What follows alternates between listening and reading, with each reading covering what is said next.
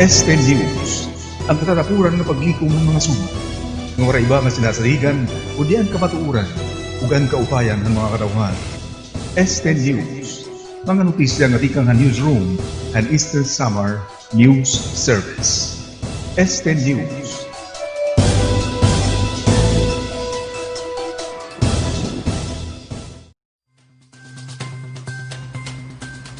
Inian mga notisya nga nahikayhan ESTE News, Webes, Hulyo 2. Mga laray uluhan ito naton mga sumat, food stalls nga tourism destinations, dere patugot nga abrihan din Borongan. Padayon ang pagturoy han 14 nga para pangisda nga nawawara han malunod ang ira sa kayan dito ha Mayda, Mindoro Occidental nga adjustment tidahan pagkuha hin datos sa rason kung kay ano nga habubo ang resulta han COVID tests yan ang adlaw. Diri lagi hapon igintutuyang iton City Tourism Office nga mag-abri iton mga food stalls dinhi Baybay Boulevard. May report ni Francis Chusongko. Gindidiri lagi hap iton City Tourism Office iton pag-abri hit mga food stalls nga nahimumutang hamay Baybay Boulevard, syudad hiton Borongan. Iniindarakay ang nasabi nga mga food stalls inapapailarom han tourism sites hiton Borongan City kundi indiri pa inihiraging tutugutan pag-abri han National Department of Tourism alinsunod iton IETF. Pahingyap nga diri na magpadayon iton pagsarang han COVID-19 disease din hiton nasud. Mga stalls diri ha Baybay Boulevard it mga sarado pa for the reason nga ito na ato mga sites, ito na ato mga tourism sites indiri pa open for operation.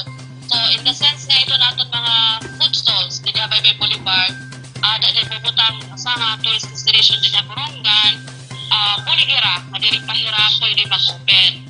So kapag kaya na ibubuhat sa namang opisina ang pag-ipag-coordinate sa Department of Tourism.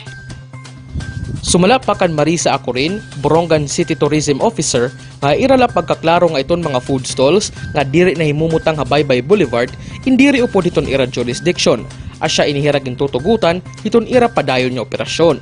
Dugang pa ni Acurin nga iton bisan hino nga magproyba nga abrihan iton ira mga food stalls sa Baybay Boulevard nga diri aprobado iton City DOT in palulusaran hin kaangayan nga pinalidad. Ito nira kayo iton mga barangay diri ito namon sakop nira. Bali sakop ito nira iton kanan licensing na namon diri na iton namon jurisdiction ito ni ada iton mga barangay nga mga nagda-barbecue. May na kami itong dida ordinance naging papasunod itong dida Baybay Boulevard. So kung naman itong pinalidad kaya nakapatok dida itong nga ordinance, amit amon ikupan halira. Samtang nagpapahibaro iton City DOT nga diri na maiha nga panahon, inigpapalusad na iton mga guidelines sa National DOT mahitungod iton pagbalik operasyon ng mga tourist sites dinhi Borongan. Haira banabana nga hayana na nga bulan han Hulyo in makakabalik operasyon na iton mga tourist destinations. Tikang dinya syudad han Borongan, Francis Chusongko, Eastern Summer News Service. Iton Commission on Youth din hiton Diocese of Borongan magkakamay-adahin fundraising para hin ikaduha nga hugna hin paghatag ayuda ngadtuhan mga nabiktimahan bagyo. Ma-report ni Elena Bingko.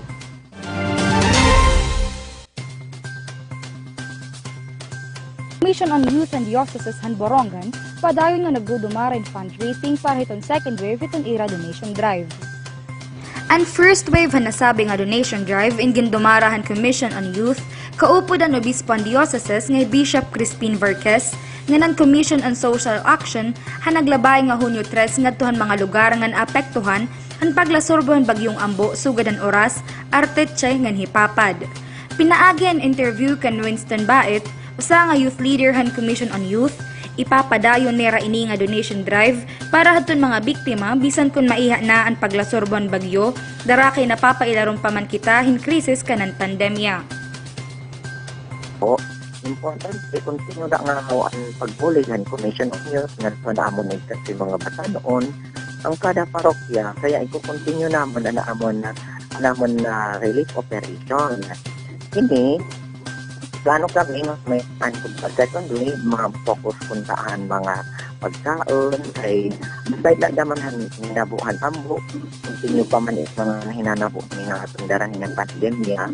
So guti punta nga ang pagbuli ng mga batanon ibakan northern parishes nga nakipapekto. Dugang paniya, hapag kaya na inpadayon iton pagkarawat iton Commission on Youth, hin mga donasyon para iton second wave hini nga donation drive. Marami kami ang mga taga-Commission on Youth ang Diocese of Borongan. Kung minauman ang may silak na kalooban, mapabinya aton diocese, mga iba pang na diocese, iba nga lugar mismo. Ang kung hinayot karuyag makabuli, hindi nga amon programa, kakarawton ininamong Republic Arms. Para hadton karuyag magpadangat hinbulig, inakapatik di dahiton screen ang mga pamaagi para maipadangat iton iyo mga donasyon. Tikang dinihi iton syudad han Borongan, ini Elena Binco, Eastern Samar News Service. Usa naman nga magturot do nagkukolektahin mga libro nga naghigagihapon mga donasyon para makahimo in usa nga mini library. Ma-report ni Alren Beronio. Mga grupo and individual ay nagdonarhin mga libro, pera nga amount itong donate a book project ng piso para Xerox para itong barangay Siha, Syudad Borongan. Inisyatiba ni Teacher Randel Algo nga programa pag-collect itong mga libro para mabutangan mini library itong ira barangay Hasiha. Ina nga programa inakaagahat itong mga individual sugat itong mga estudyante, kag-anak, kapadian, media outlet nga di ba pa, agud makabuligin nga proyekto itong mga kabataan nga nangingiskwela ha barangay Siha, labi na itong waray signal itong internet dito ha ira, nga labi na yan ang kinahanglan mag-research ng kabataan itong distant learning, tungkol itong diri pwede itong face-to-face classes. Ang piso para Xerox naman in usang donation drive para makapalit itong bond paper para itong kabataan makarecopy itong era modules. May da naman nagdonar rin photocopier machine agud madagmit itong pag-reproduce itong mga modules sugad itong mga ighahatag itong aktibidad itong mga magturot do. Han naglabay nga Domingo gin turnover ni Sir Algo nga to barangay hall ang mga libro ngan padayon pa itong naaro itong suporta itong nga tanan nga hini nga proyekto mabuligan itong kaerayahan para mas madagmit nga pagbulig itong kabataan hibaro itong mga panutduan. Tikang din ni Syudad Borongan, Alren Beronio, Eastern Samar News Service. Ginbuhat naman inusa nga Senior Citizens Forum para maklaro iton mga kwalifikasyon iton makakakarawat hin ikinabulan nga cash allowance. Na-report ni Santay Kitorio. May mga amendments and ordinance may qualifications ang makakakarawatan monthly cash allowance sa mga senior citizens sa syudad han Borongan. Ginbuhat din sa konsultasyon ng senior citizens idahan usang forum sa session hall at sangguniang panglunsod. May mga issues nga ginpahayag ang pirang mga senior citizens with membership, registration, qualifications ng monthly dues o binulan nga baraydan. Himi sa Belma Abeliar Reyes, usahan aktibo nga miyembro at senior citizens, nagpakiyana kung ang mga pobre ba nga senior citizens nga waray barayadhan registration ng monthly dues or kinabulan nga baraydan, hindi makakakarawat o dili makakarehestro kung miyembro at senior citizens group. Iyan naman naging suwestyon nga bisan sana waray bayad, dapat iparehestro lagyap ang usa nga senior citizens kung ining impobre man. Sugat 150 by 50. Impoveris na senior. Hindi ni private kahit kiraray. Nadirit na bakit? Okay, let us list them. May waray man iba nga source ng gobyerno yan. At least ako dihitami. List na tao. Whether nahatag or they encourage everybody to register. Kaya basta senior, umabot grade 60, pagpasamod na. Pero isasalit ko master list. However, may dakulidak kolong. May active, inactive. So kung karayag niyo yung natatagal na nag-register, that will be unfairly pobre. Nga wala 50 pesos na ihahatag as membership fee na hinuray niya ihahatag na monthly. Lalo na itiya na nanginginahanglan niya doon. Inagat naman ni Honorable Lyra Gel Imbawan, Chairman ng Komite, bisitahon ang mga senior citizens ang irang mga konstitusyon at bylaws na nibutang dito ang irang mga karuyag ng ditabo. And pag ginita, kailangan niyo mag-amend yung constitution para wala mo dito concerns na in-raise yan na makakarating dito. Magpapaschedule na rin mga apita, mga virgin regarding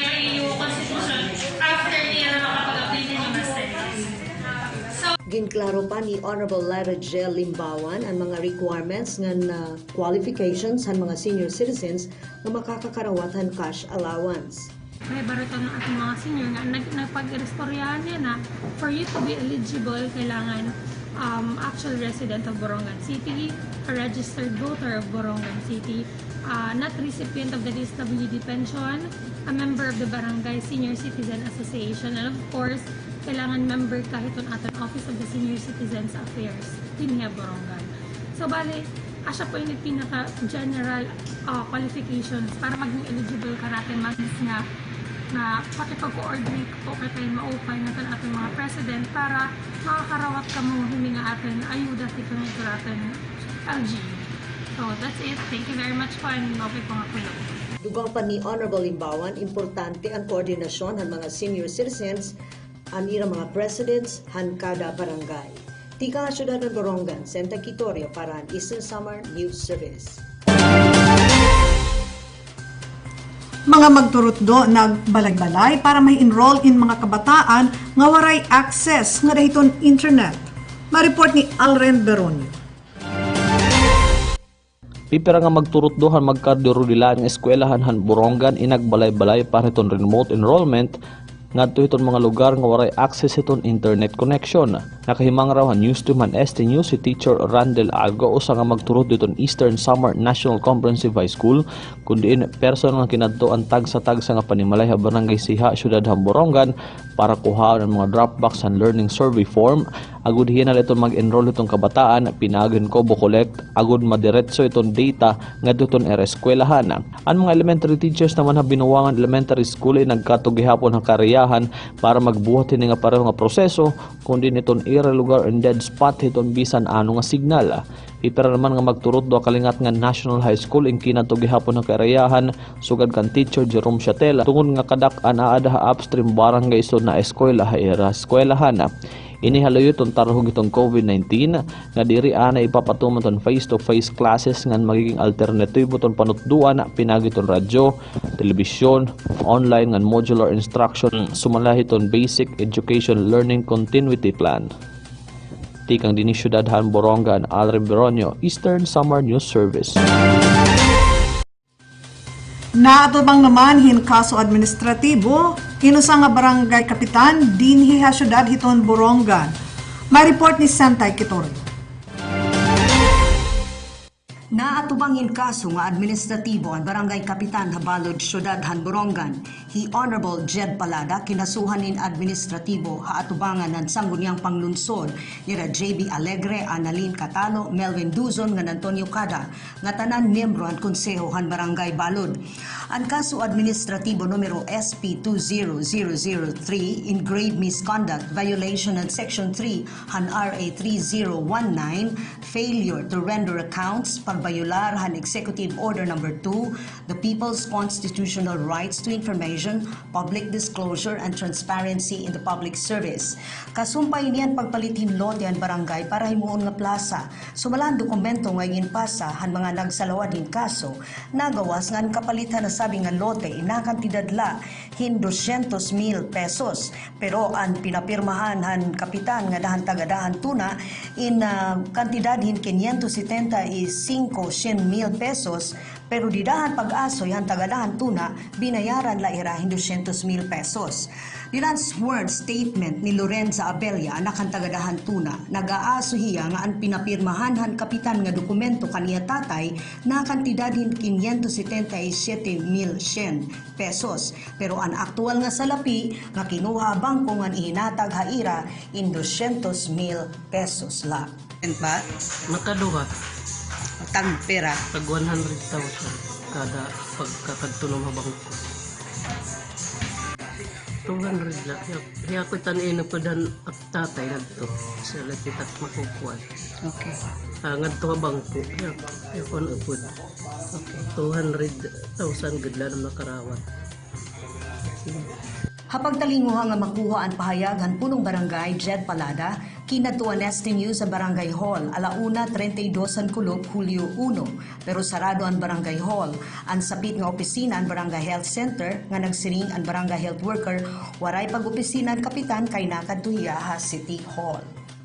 Yes, ma'am. Permi ito niya Monday to Friday na report. Ihaya na nga kung may niya ginaasikaso nga City Hall asig nga waraan ay pasingan ni. Hapag kaya na, gintatagan ang sangguniang panglunsod ang nasabi nga kaso o padayon ini nga iimbestigaran ng pinamamatian dituhan konseho han syudad. Ini Senta Quitorio para han Eastern Summer News Service. 38,805 na itong mga kumpirmado nga kaso hin COVID-19 dinihabugos nga Pilipinas. Iniyan pahayag ng Department of Health kahuman mahitala in 294 nga bag-o nga infections yan ang adlaw. Iton Metro Manila gihapon amo ito nagpapabilin nga epicenter hiton virus. 60 nga mga kaso ang nahitala didto. Samtang waray nahi-record nga kaso sa Central Visayas, upod na iton Cebu City nga amo nala iton lugar din hihabugos nga nasod nga nakapailarom ha enhanced community quarantine. Nagsiring naman ni Health Undersecretary Rosario Vergeri nga ini nga habubo nga numero indarahin temporaryo nga adjustment dida hiton kanan Department of Health pagkuha hin datos ti kang hiton Epidemiology Bureau. Iton bago nga extraction process in maghahatag hiton bureau hin mas dako nga panahon para maghimo hin in-depth analysis hiton datos nga ipapagawas hiton Department of Health. Inabutin 2,326 nga mga repatriates o mga OFW nga inuli nga niya Pilipinas ang nagpositibo na hiton COVID-19. Sumala hiton Department of Health, itong datos inagpapakita nga ini ang usahan mga rason kung kay ano nga hinataas ang mga kaso hin COVID niyan han Mayo ngan Hunyo.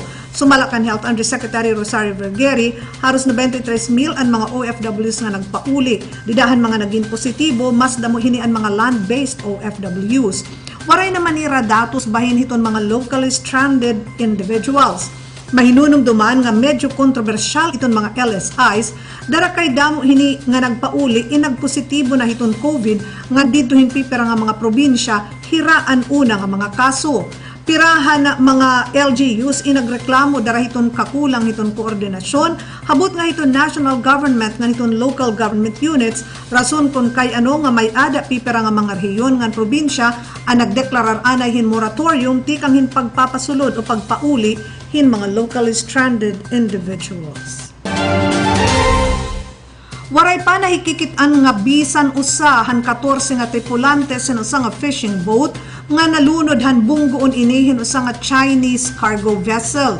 Inian pahayag han Philippine Coast Guard didahan ikaupat ka adlaw na nga search and rescue operation para han mga Pinoy nga para pangisda.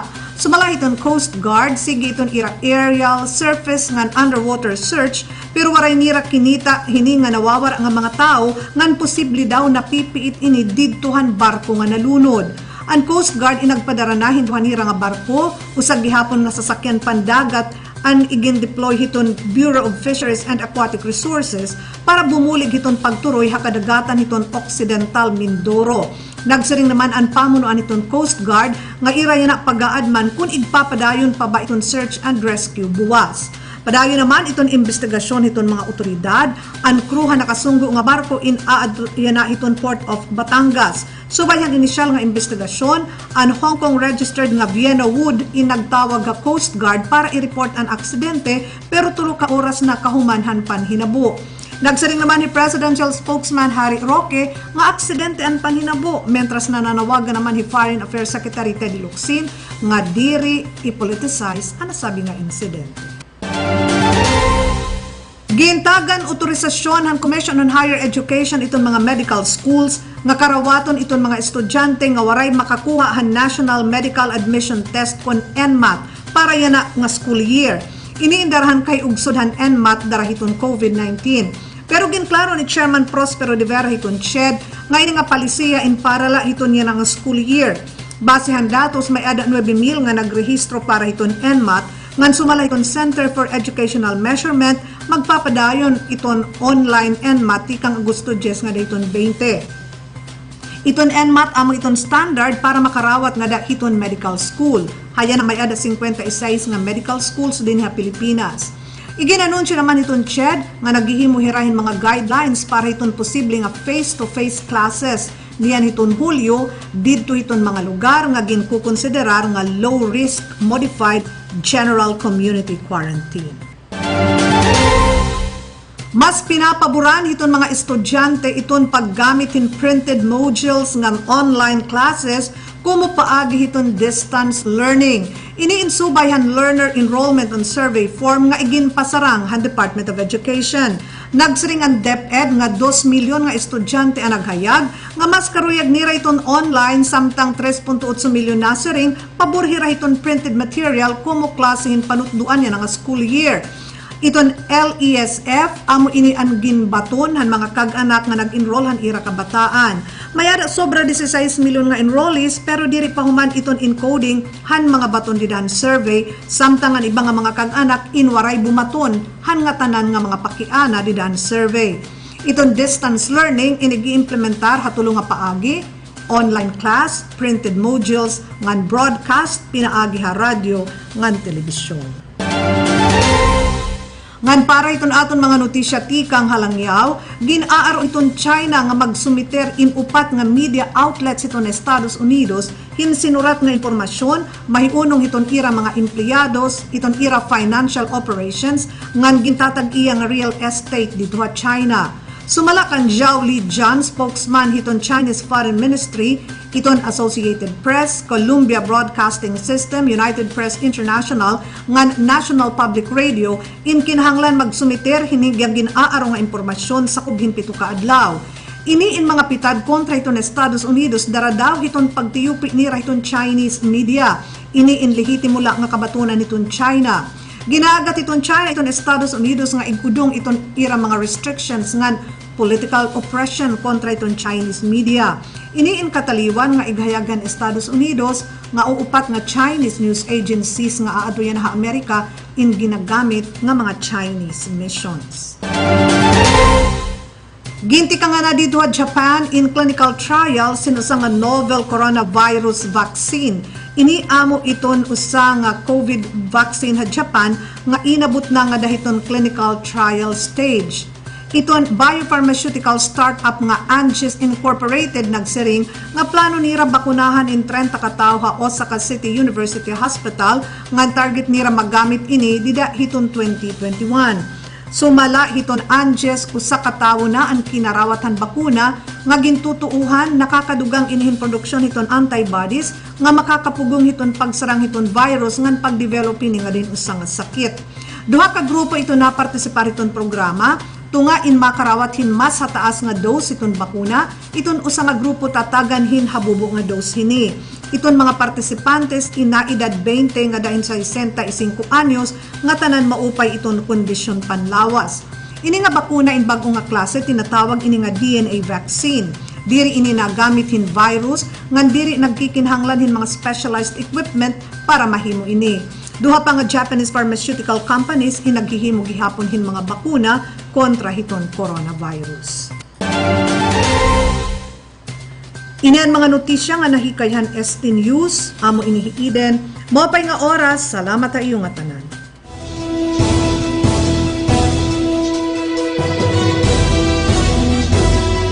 ESTE News, ang katatapuran ng paglikom ng mga sumat. Ng oray iba nga sinasaligan, o diyan kapatuuran, ugan kaupayan ng mga kadauhan. ESTE News, mga notisya nga tikang newsroom and Eastern Summer News Service. ESTE News.